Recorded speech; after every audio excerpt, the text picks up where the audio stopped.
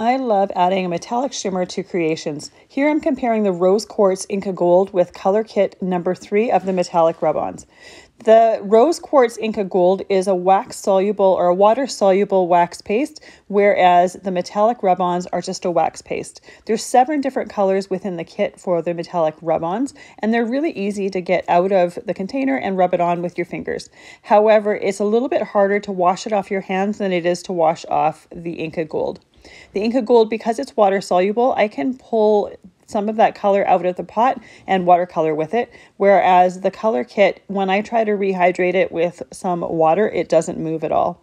I love both of these for enhancing the raised surface on embossed backgrounds, and being able to choose different colors gives you a lot of color choice and a lot of blending opportunities with those different colors.